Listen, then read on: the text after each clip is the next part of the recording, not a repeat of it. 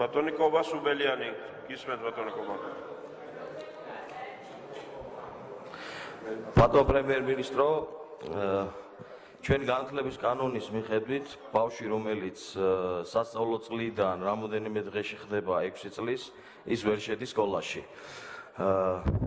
ბავშვი, რომელიც 13 სექტემბერს ხდება 6 წლის, ის 14 სექტემბერს შედის სკოლაში, მას აქვს ამის უფლება და მეორე ბავშვი, რომელიც მაგალითად 20 ან 25 სექტემბერს ხდება 6 წლის, ის ვერ შედის სკოლაში და 1 წელს კარგავს.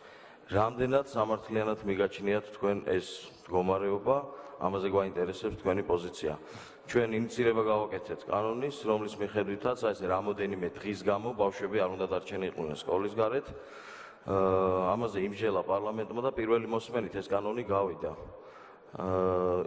ასე თქვა შემიძლია ვთქვა, რომ საღმა აზრმა გაიმარჯვა, მაგრამ როგორც კი განხორციელდა სამთავრობოს ზეწოლა დეპუტატებზე უმრავლესობაზე, მეორე მოსმენაზე ეს კანონი ჩავარდა. მე მაინტერესებს პირადად თქვენი პოზიცია, რამდენად სამართლიანად მიგაჩნიათ, რომ ერთი კვირის გამო ბავშვები რჩებიან სკოლის გარეთ, 1 წელს კარგავენ და მათთვის არც საბავშვო ბაღში არ არის ადგილი და არც სკოლაში. დიდი მადლობა. ბატონი გიორგი ვაშაძე. ძალიან მოკლედ დავიწყე პირველ შეკითხვა ეს იყო განათლების სფეროში არსებული მდგომარეობის დაკავშირებით, ასევე სკოლაში ხუთწლიანთა მიღებას დაკავშირებით პრობლემა.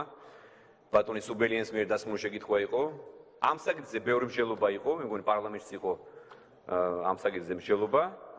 იყო რა თქმა უნდა არც და სხვადასხვა, მაგრამ საბოლოო ჯამში ჩვენ უნდა გადავწყვიტოთ ერთხელ და სამუდამოდ ეს საკითხი, ვინაიდან არ შეიძლება ასე ამ თემით სპეკულირება, საუბარი იმაზე, რომ შეიძლება 5 წლის და 9 თვის ბავშვი მივიღოთ, და 11 თვის ბავშვის მივიღოთ და ასე შემდეგ მე მგონი არასწორია. ეს უნდა განსაზღვროს კანონმა. ამაზე ქონდა განათლების მინისტრს თავისი პოზიცია, მან ეს პოზიცია დაიცვა და მე როგორც ვიცი, ეს პარლამენტმა გაიზიარა, ასე რომ მე ვფიქრობ, აქ ყველაფერი ცხადია და აქ დამატებითი სპეკულაციები აღარ არის საჭირო. რაც შეეხება ჩაკითხვა შეგვიძლია, რა თქმა უნდა, შეგვიძლია მე ვთხოვოთ საბატონო მინისტრს, რომ უფრო დეტალურად განმარტოს და დაასაბუთოს თავის პოზიცია. მადლობა. მინისტრებს მიანიშნეთ გამოსვლა, ახლა უპასუხებენ იმ კითხვებს თუ ვთხოვოთ მაშინ. განათლების მინისტრთან იყო ერთი საკითხი თქვენ აღძანეთ, ერთი იყო კვირიკაშვილი, ანაკლია და ბატონ სერგეენკოსთან. მაშინ ვთხოვთ ბატონ თამარ. ჩართული. მადლობა. დავიწყებ, აქ რამდენიმე საკითხი იყო და თუნებას მომცემთ, დავაჯგუფებ და ერთიანად გავცემ განათლების თან დაკავშირებულ შეკითხვებს. 5 წლიანებზე ბატონი სუბელიანის შეკითხვა იყო. სამინისტროს ეზოდან გამექცა, იმედია აქედან აღარ გაიქცევა, რომ გარკვეული ახსნა განმარტებები მივცე.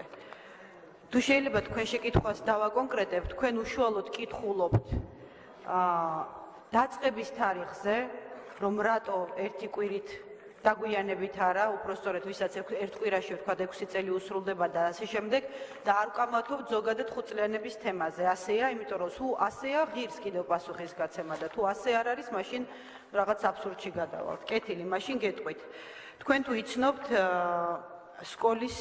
სკოლიდან მოსწავლეების მიტოვების მაჩვენებლებს და მიზეზებს. და რომელ ასაკში ხდება ეს? ხდება 5 წლიანებში, თუ ხდება 5 წლიანებშიც და 6 წლიანებშიც.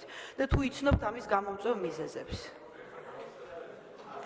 არ ეხება 5 წლიანებს, ამაზე არსებობს სტატისტიკა, ამაზე გაკეთდა ანალიზი და ამასთან დაკავშირებით გავიარეთ ჩვენ ძალიან ინტენსიური კონსულტაციები შესაბამის სპეციალისტებთან. მოთხოვნა არის მინიმუმ 6 წელი, იმიტომ რომ რეკომენდაცია ყველა სხვა კვლევების, ფუნდამენტური კვლევების მიხედვით არის 6 წელი და 8 თვე, იმის გათვალისწინებით თუ რა სასკოლო ინფრასტრუქტურა გვაქვს და რა მომსახურება შეგვიძლია რომ გაუწიოთ ბავშვებს და მე მგონი არავისთვის გასაკვირი არ იქნება, რომ ვთქვათ, რომ ბავშვი როდესაც მოდის სკოლაში, ეს უკვე სახელმწიფოს პასუხისგებლობაა და არა მშობლის გადასაწყვეტი და არა მშობლის პასუხისგებლობა. აქედან გამომდინარე, ყველაზე ოპტიმალური ვერსია, რაზეც ჩამოვყალიბდით, არის, რომ სკოლის დაწყებისთვის ბავშვი იყოს 6 წლის. ეხლა რაც შეეხება მეორე მომენტს, რომელთაც ასე ვთქვათ ხდება სპეკულირება, რომ ეს ბავშვები, ვისაც არ ეკუთვნის სკოლაში მისვლა, ესენი დარჩებიან ქუჩაში და რატომ არ ვიფიქრეთ ამაზე. ამაზე არის ძალიან მყარი პოზიცია და ის პროგრამა, რაც თავარია, რომელზეც მთელი წელი ვიმუშავეთ.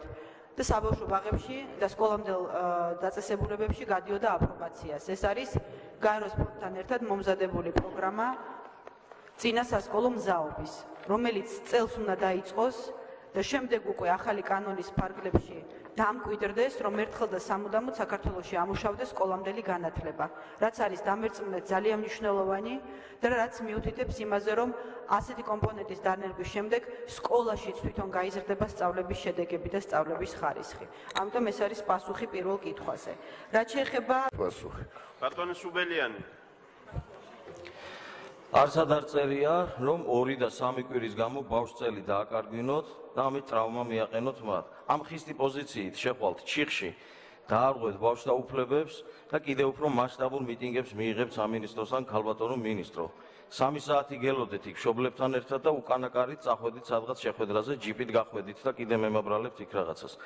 და ბატონ პრემიერ-მინისტრო, პირადად თქვენთან მაქვს შეკითხვა. თქვენი პერსონალური პოზიცია მაინტერესებს. აი პირადად თქვენი პოზიცია მაინტერესებს. 2 კვირის გამო შეიძლება რომ ბავშვი სკოლაში არ შეუშვა და დავტოვოთ სკოლის გარეთ? და ის თუ მიგაჩნიათ ნორმალურად, რომ კერძო სკოლები მაინც იღებენ ბავშვებს, რომლებიც 6 წლის ხდებიან სექტემბერ-ოქტომბერში. და კერძოს ფული ყველას არ აქვს და ეს არ არის დისკრიმინაციული მიდგომა. აი კონკრეტულად თქვენი აზრი მაინტერესებს. მით უმეტეს რომ არსად არ წერია, არც ერთ კვლევაში არ წერია რომ 2 კვირის და 3 კვირის გამო ბავშვი უნდა დავტოვოთ გარეთ. არც ერთ კვლევას ვერ წარმოადგენს განათლების მინისტრი. მადლობა. შემდეგი შეკითხვა იყო ბატონი სუბელიანის. თუ თქვენ ხართ გულწრფელი და თუ თქვენ გულწრფელად განიცდით და ნერვიულობთ იმ ბავშვებს, რომლებსაც შეუსრულდებათ 6 წელი 2 კვირაში, ანუ ოქტომბერში თუ სხვასია.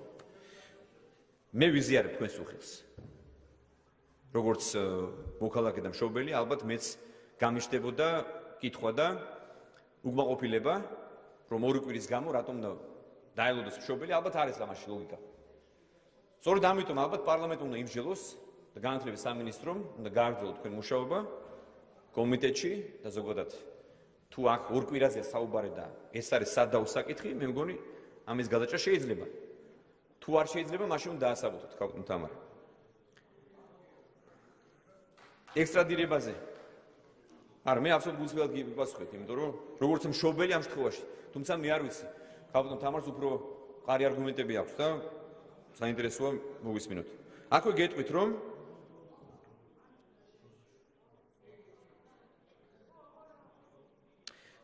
საუბარი იყო ასევე ექსტრადირებაზე